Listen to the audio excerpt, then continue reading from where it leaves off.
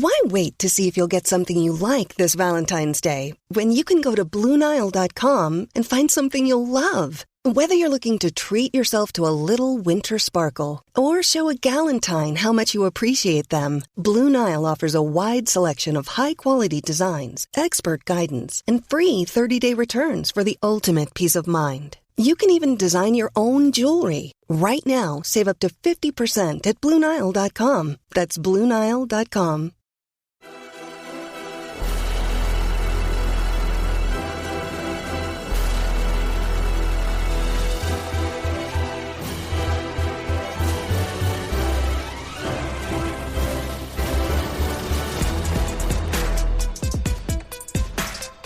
American soccer fans, welcome to episode 56 of the Stars and Stripes FC podcast.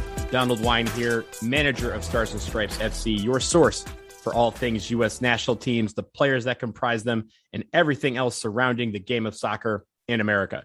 It has been a minute. I apologize for the lengthy delay between episode 55 and this episode 56, but as you guys know, there's been a lot going on. We had the Gold Cup, we've had the Olympics, we've had a lot of soccer, and I have been traveling around the country, seeing a lot of you out there in the stands, especially at the Gold Cup, and also staying up late at night or getting up early in the morning for the Olympics. So this episode is just to catch you back up on the last month. What have we been watching? We will go through the length of the Gold Cup, breaking down all the victories. Of course, we are talking about our champions here, the Gold Cup champions and the U.S. men's national team. And then we will get into the Olympics. Of course, the U.S. women's national team, as you all know, secured the bronze medal. It was not the gold medal they were looking for, but bronze is a medal still worth celebrating and worth talking about. So we will talk about that. But we will begin with our CONCACAF Nations League champions and our now 2021 Gold Cup champions, the U.S. men's national team. We can start with this. When we all saw the Gold Cup roster come out, of course, people in the know understood what that roster was about. It was not the roster that we saw in June in Denver for the Nations League finals. Of course, the U.S. men's national team beating Mexico in that final, one of the most epic all-time games in that rivalry's history. But entering the Gold Cup, we saw a lot of faces where people probably said, hey, why are these guys on this team? And it was clear what Greg Berhalter was doing.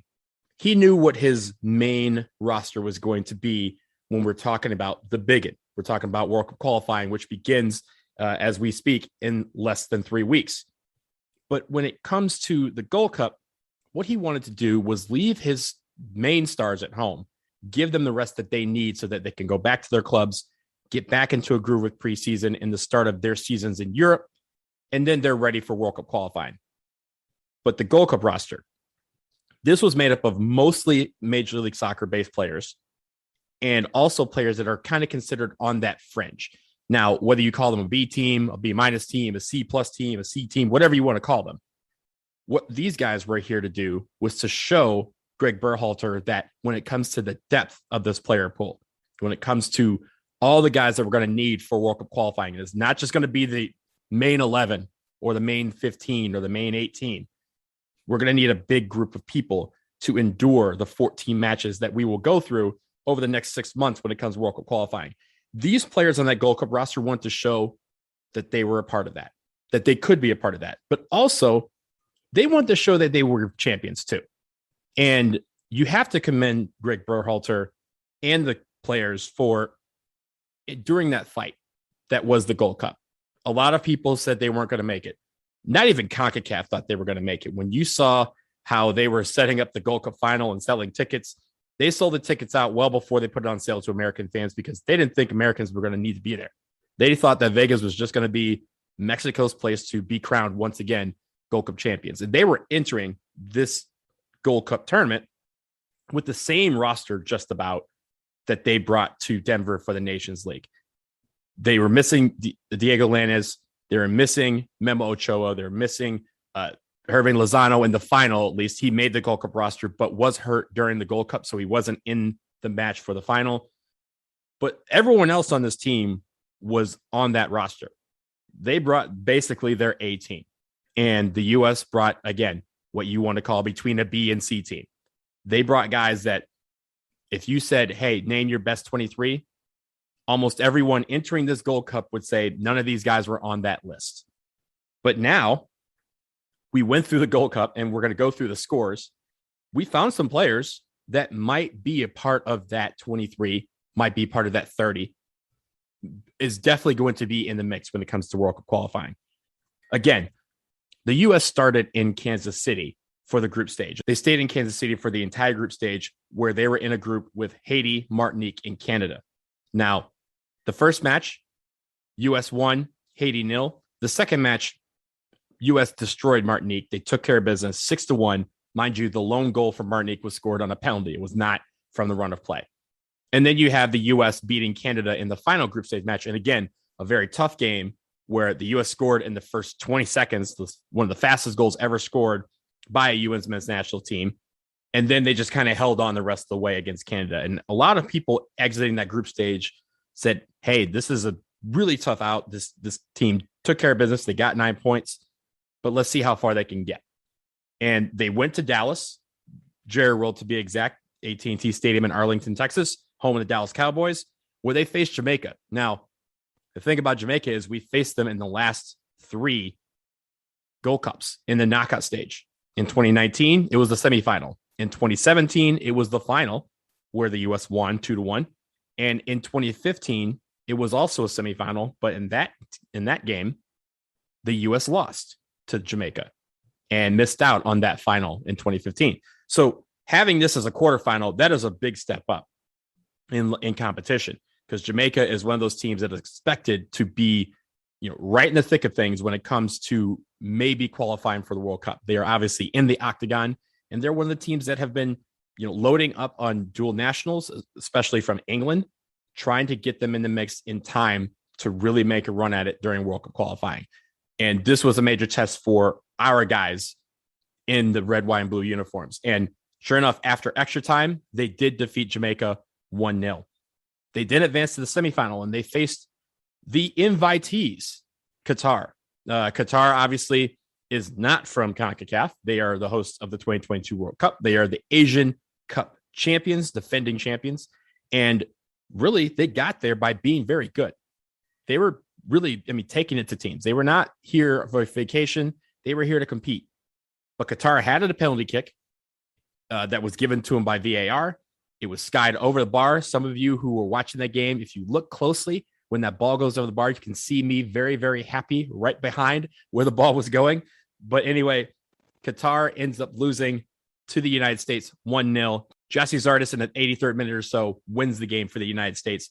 And they advance to the final against a team in Mexico that everyone thought was going to be in the final. And they did make it. But it wasn't the cakewalk that everyone thought it was going to be. Mexico did not play well throughout this entire tournament, despite, again, bringing their best players. And we're not sure what that is about. We may break down. They may have to do their own breakdown on what happened to them. But when it comes to this tournament, the best team in the tournament was not Mexico. Mexico was supposed to be, on paper, the best team, but they did not play like it. And when it got to the final, honestly, a lot of people still thought that Mexico was going to run the table and destroy U.S. men's national team walking away.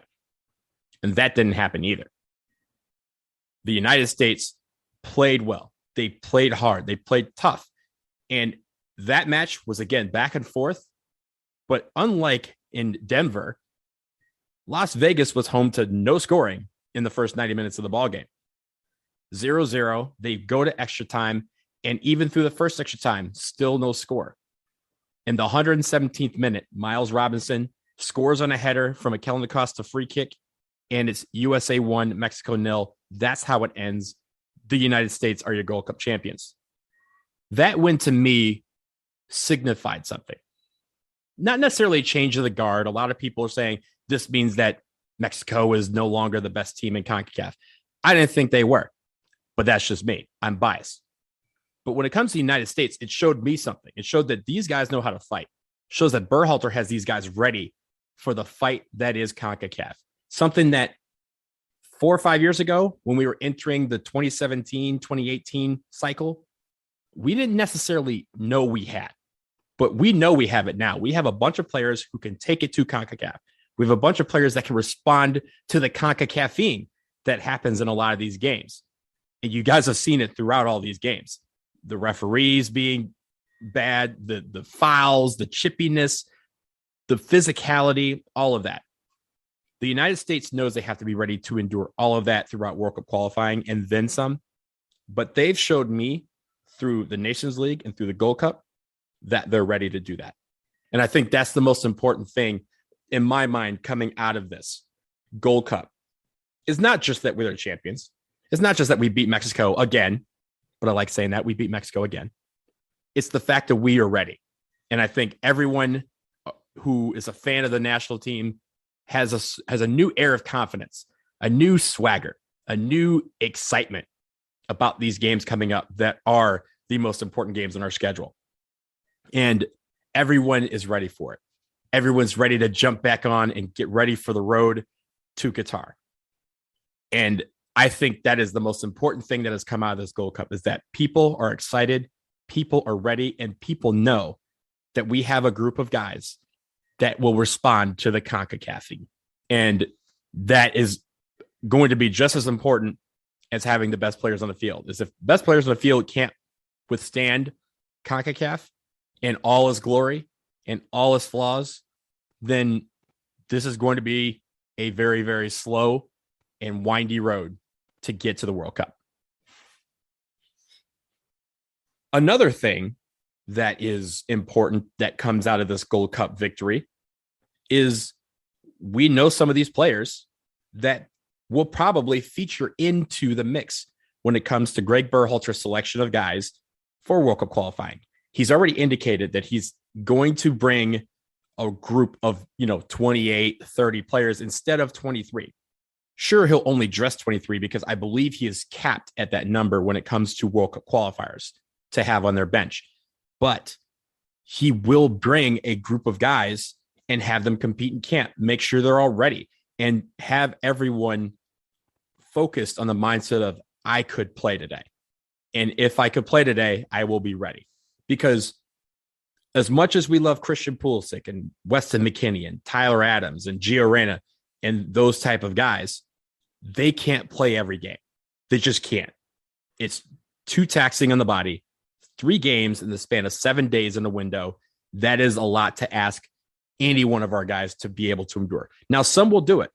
Some will go 180 minutes and then go to the coach and say, I want 90 more. And it's up to Greg Berhalter to manage minutes, make sure everyone's ready, and make sure that we have a good group out in the field at all times that can give maximum effort against all of these teams. And to do that, he's going to need a lot of players. He's going to need, again, 28, maybe even 30 in a window to train. And that way he has a selection of 27 and he can have guys say, hey, look, we got 6, Christian, take a load off. Weston McKennie, you picked up a slight knock. We don't need you right now hurt. We need you 100% next month. So we're going to sit you out, whatever that case may be. And I'm not wishing ill on any of our players, but that rotation is going to need to be there.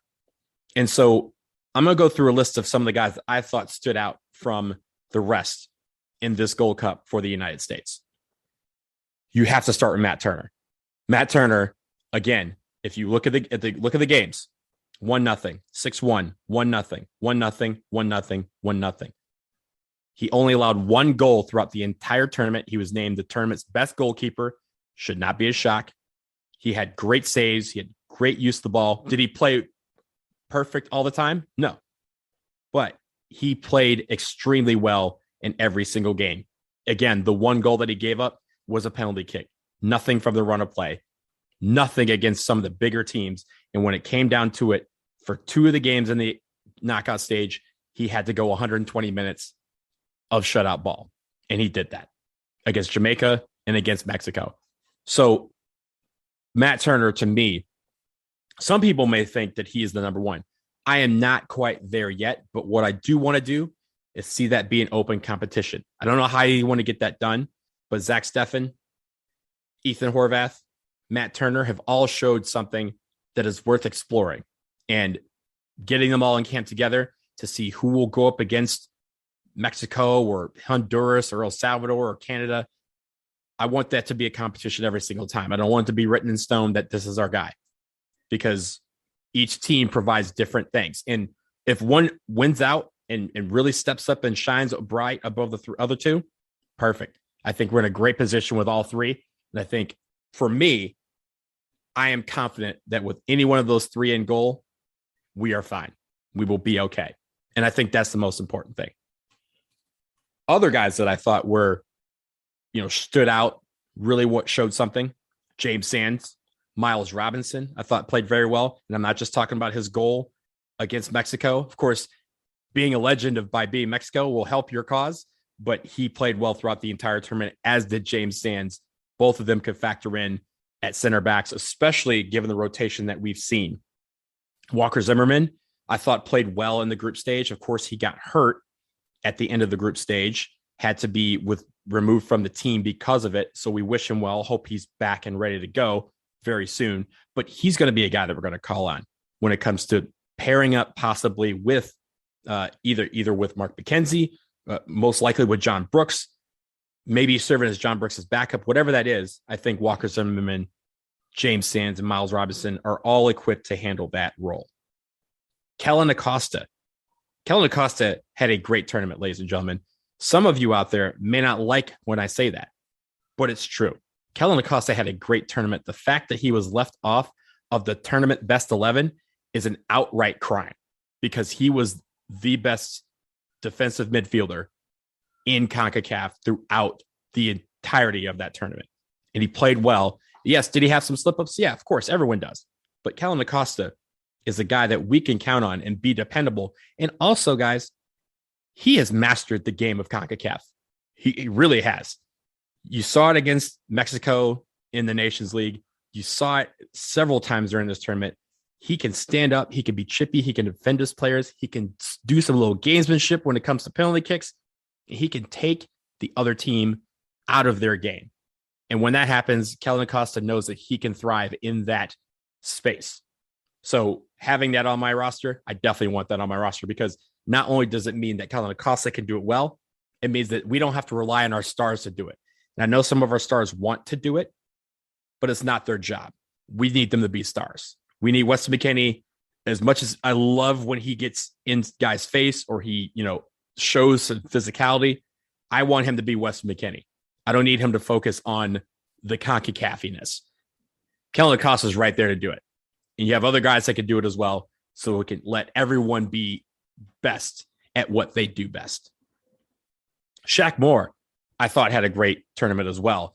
And, again, Shaq Moore was a guy who was on the radar a little bit, then fell way off because of his club situation. He didn't get a lot of playing time. He bounced around from a couple of clubs, and now he's settled in, and he had a great tournament. I think this will allow him to see more camps, and especially during World Cup qualifying, when there's a tight window, you can have him come on and give 90 minutes and be confident that he will do well on that right side. So this is Shaq Moore. Hopefully we see a lot more of him. Gianluca Busio. He had a difficult tournament when it comes to the physicality of things. But when it comes to the other stuff, I thought he did quite well, especially given that this was his real first time experience on the national team and really focusing in on him. In Kansas City, of course, he was at home, so he was able to thrive. Now he's off to Serie A. I think that's only going to help him moving forward. And being able to adapt to the physicality of Serie A, especially when it comes to defensive midfielders and the defense and how they normally work, he's going to get some real life lessons and is really going to help his game. I think is going to be someone that we'll count on as well. And then finally up front, we have Gyasi Zardes, Daryl DK, and Matthew Hoppe. I think all three are definitely going to factor in, but the question to me is who is going to be our number 9? It's not necessarily Josh Sargent, but as much as I love Daryl DK's game and Gyasi Zardes, I don't think either one of those stood out either. So there's going to be a real competition there. They all bring 3 different things. And if they all are well, who do you start? Who do you put up at the number 9 spot? Of course, Daryl DK did play some out on the wing, during this Gold Cup. Jesse Zardes did as well. Matthew Hoppe was exclusively on the wing, and I thought he did very well there, but he could also feature as a number 9. So I like the versatility of all 3 players. Now it's up to those 3 to challenge Josh Sargent and the other forwards to see who can be that guy up top. Nico Gioacchini also did very well in his time that he was on the field. Those type of guys. You have Jordan Pefok, who's going to factor into this. Paul Arriola on the wing. Those type of guys are going to be important. You may not want them on the field for 90 minutes, but sometimes you need those guys on the field for 60 or for 30 or for 10, whatever that is. I know that those guys will be ready to be called on and be able to produce, but that's what they're going to have to do. They're going to have to show that no matter what time they get on the field, they're going to produce and that they can do something to turn the game in our favor or to secure the game or to bring us back. So I know that's a lot to ask, but that's what World Cup qualifying is, as we all know. It's an unforgiving competition. Every match is going to count. It's not going to be a walk in the park. There will be some games that we will play very, very well, and there will be some games where we play and look like trash.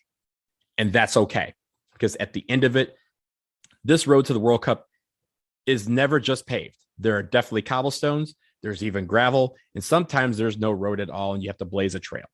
And that's what we're here to do. And I think some of these guys that I mentioned can be a part of that depth as we move forward to try and get us to that, back to that promised land of being at the World Cup finals next fall. So that'll do it for the Gold Cup. Again, congratulations to the men's national team, 2021 Gold Cup champions, 2021 Nations League champions. And by the way, if you are counting at home, if you're a Mexico fan and listen to this podcast for some reason, that is 2-0. That is 2 trophies to 0 over the Mexican national team during the summer. I will take it. I will take it and be glad to the bank. And when you see me, I'll have my shirts on. It's just a matter of which championship shirt I have on, because as of this moment, I have 2 to choose from, and that's cool with me. We will pause for a quick break, though. When we come back, the world champs get bronze in the Olympics. We will discuss their shaky tournament after this.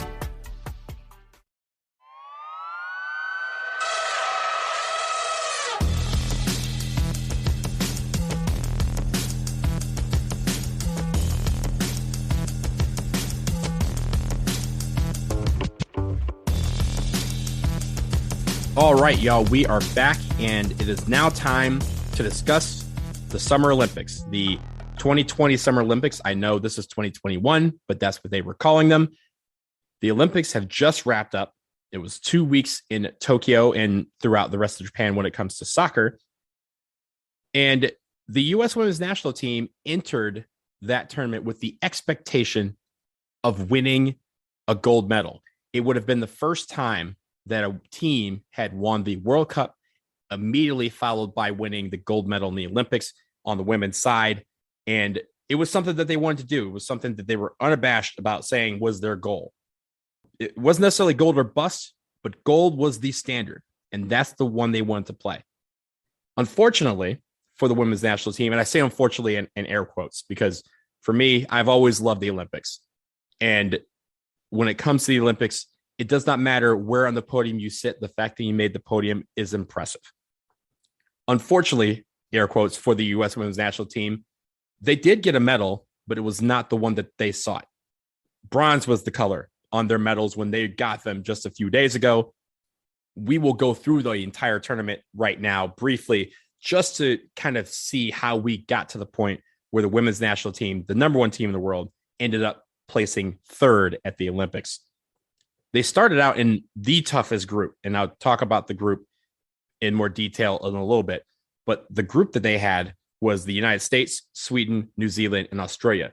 3 of the top 10 teams, 2 of the top 5 teams in one group. And New Zealand, who was no slouch whatsoever, made for an incredibly difficult time during the group stage for the Americans. And they knew it entering. But they knew that they had to get through that group and really shine on the biggest stage. Unfortunately, that stage was ripped out from under them in the very first match by Sweden, who had a remarkable tournament. Sweden ended up beating the United States 3-0 in a game that really could have been 6-0 if Alyssa Nair had made a few saves. The United States were flat-footed. They came out, and Sweden had a game plan. They clearly had been waiting several years for this, and they were able to execute brilliantly against the United States and took them out of the game immediately and kept them off their game for the entirety of that match. And it was one of those things that was a very big eye-opener for everyone. It wasn't that the world had caught up.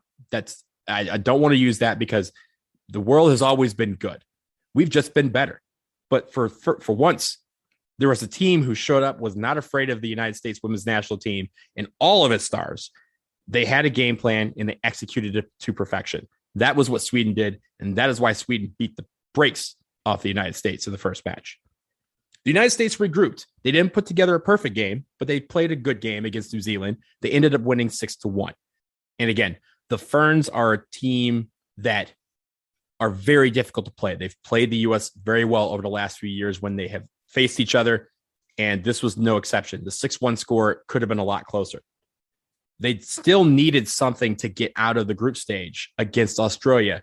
They did get a draw, but it was one of the most lackluster, listless, scoreless draws you will ever see. Both teams knew they needed just a draw to get through, and a draw is all they did. They just got to kick the ball around. There were very few chances in that game.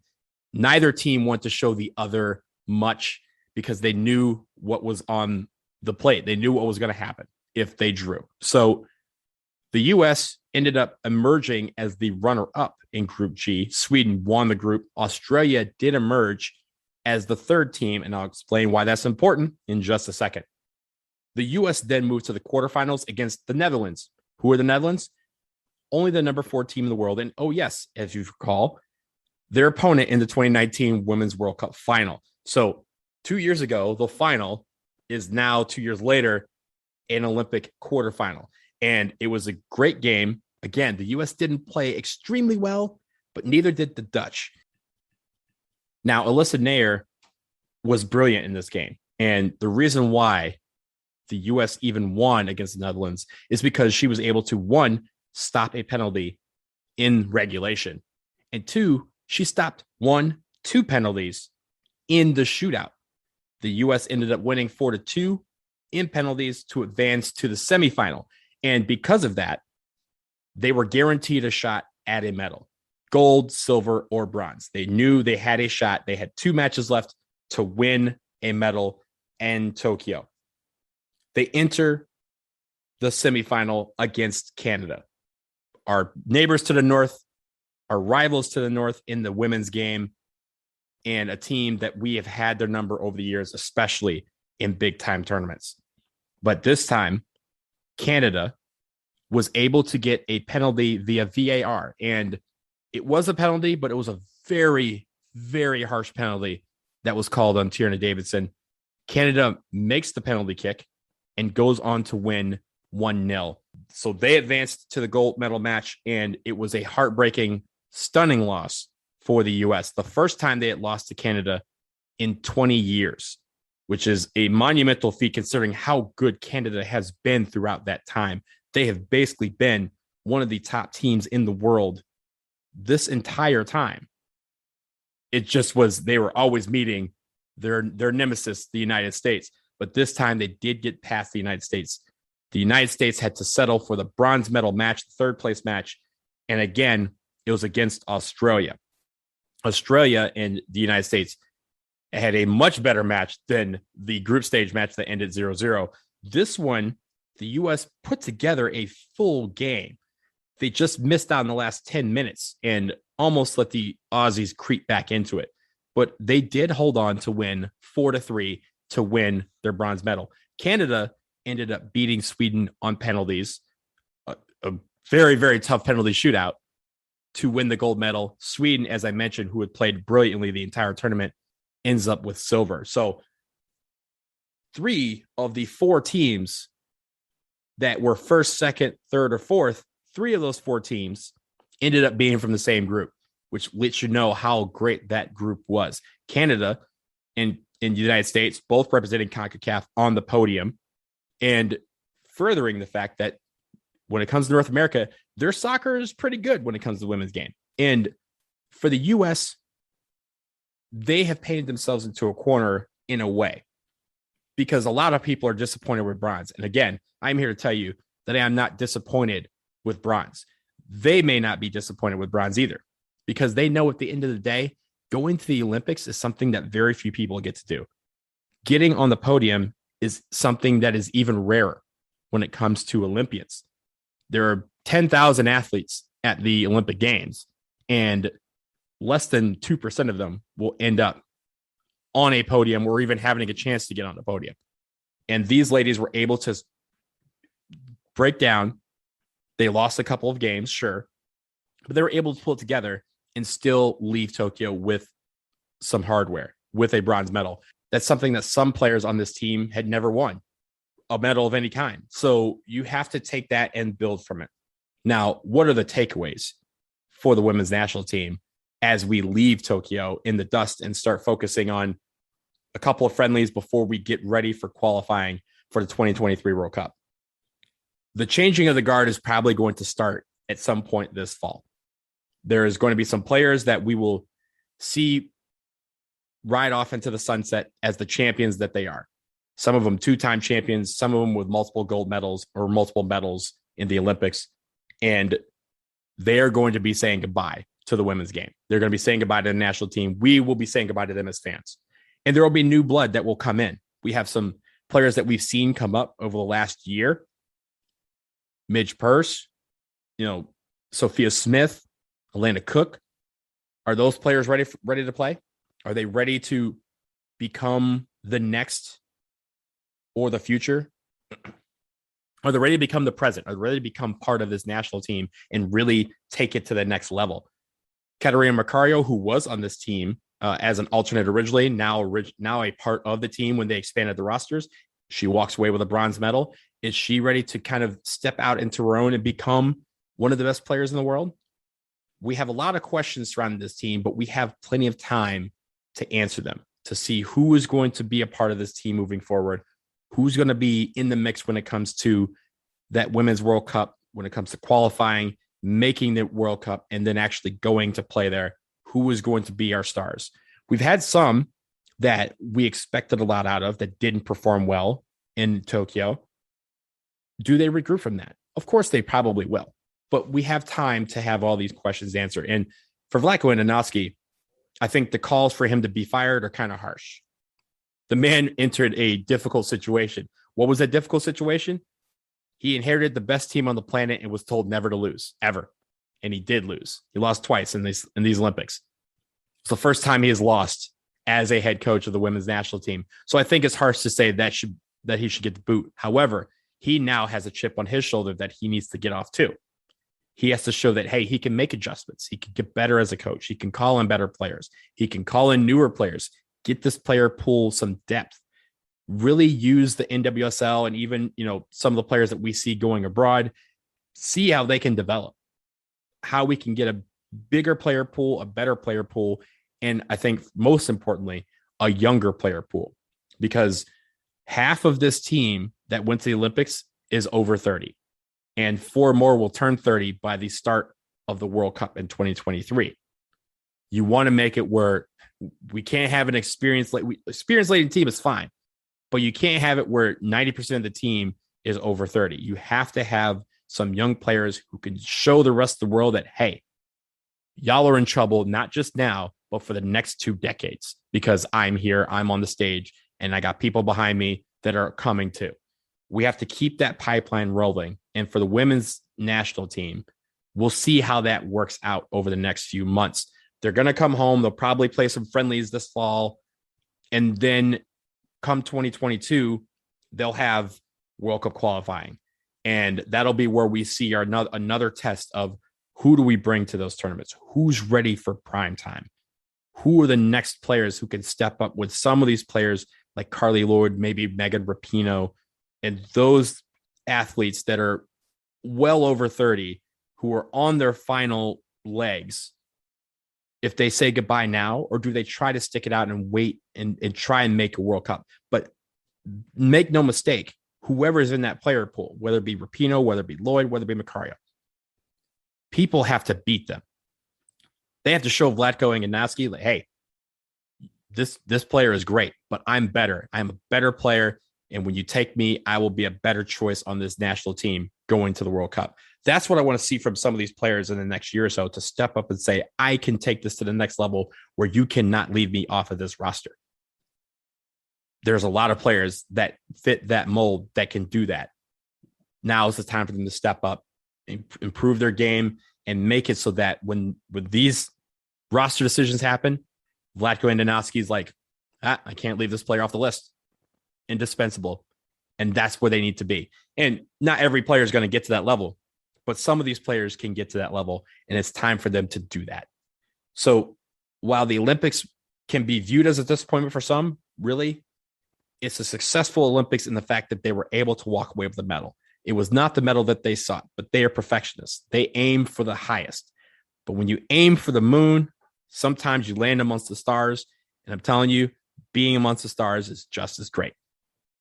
It's an incredible achievement. Congratulations to them on the bronze medal. Next time, we'll just win in 2023. And then in 2024, Paris, everybody look out, because I know this team is going to come back. They're going to go to Paris, and they're going to have a chip on their shoulder once again, that they're going to try and turn that bronze back in the gold.